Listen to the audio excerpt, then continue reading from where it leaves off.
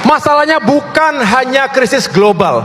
Persoalan ekonomi kita semakin rumit karena keuangan negara tidak dikelola dengan baik. Anggaran terlalu banyak digunakan untuk membiayai proyek-proyek mercusuar yang tidak banyak berdampak pada kehidupan wong cilik. Salam Pancasila. Sahabat Pancasila, jika kita lihat apa yang disampaikan oleh Agus Harimurti Yudhoyono, putra mahkota dari mantan Presiden Republik Indonesia, saat ini Ketua Umum Partai Demokrat, yang begitu keras mengkritik pembangunan Jokowi yang dia katakan bahwa tidak lebih dari kegiatan-kegiatan atau pembangunan yang sifatnya mercusuar. Rakyat membutuhkan atau merindukan SBY. Saya kemudian berpikir AHY mungkin selama kepemimpinan bapaknya Presiden Susilo Bambang Yudhoyono, beliau tidak terlalu lama berada di Indonesia. Dan ketika dia kembali ke Indonesia saat ini melepaskan seragam ketentaraannya dan memilih menjadi ketua Partai Demokrat, AHY juga rupanya kurang bergaul. AHY juga rupanya kurang berjalan jauh mengelilingi Indonesia. Sampai dia tidak tahu bahwa apa yang Jokowi lakukan untuk Indonesia bukan bagian dari politik mercusuar. Bukan untuk memegahkan Indonesia kepada dunia luar, tapi memang menjadikan Indonesia sejajar dengan dunia luar. Dan menjadikan Indonesia sejajar dengan dunia luar dalam konsep dan konteks Jokowi adalah membuat atau melakukan kegiatan-kegiatan membangun Indonesia secara besar dalam konteks menjawab kebutuhan Indonesia.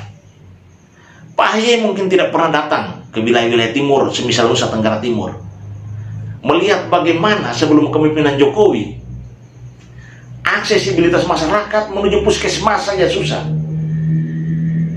Pergerakan ekonomi, mobilisasi ekonomi menjadi tidak begitu mulus karena jalan-jalan negara, bahkan jalan-jalan provinsi yang tidak diintervensi oleh pemerintah pusat dalam bentuk DAK maupun program-program APBN lainnya, menyebabkan ekonomi di wilayah timur berjalan sangat lambat.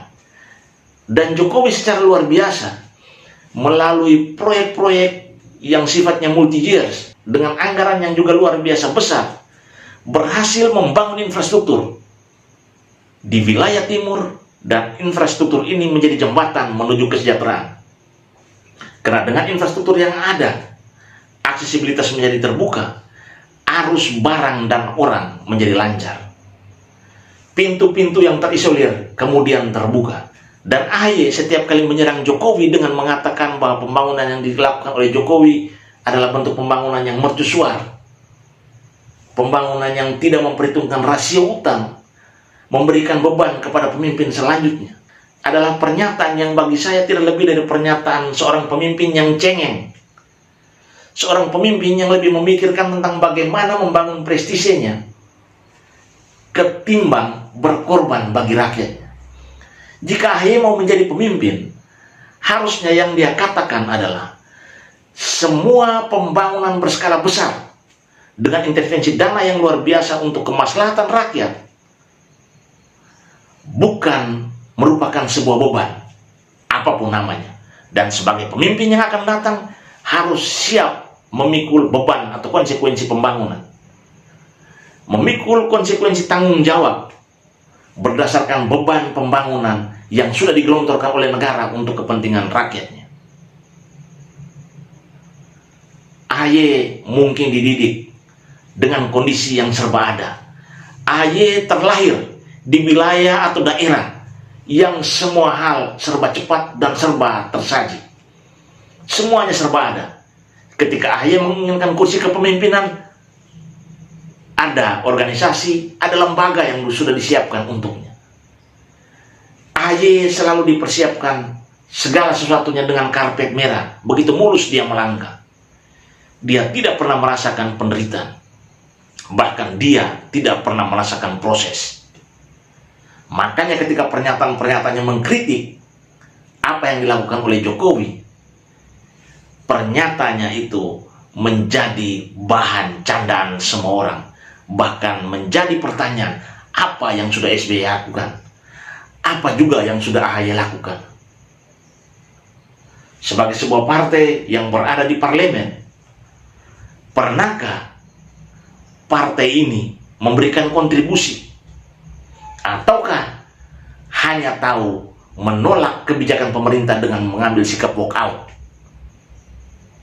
Jika hari ini hanya mempertanyakan tentang kebijakan Jokowi terkait pembangunan proyek-proyek mercusuar, kita dapat memberikan jaminan bahwa proyek-proyek mercusuar yang dibangun oleh Jokowi sifatnya tuntas dan hasil serta manfaatnya nyata, yakni untuk rakyat, dan ada gerak ekonomi yang kemudian terjadi secara cepat dan tumbuh.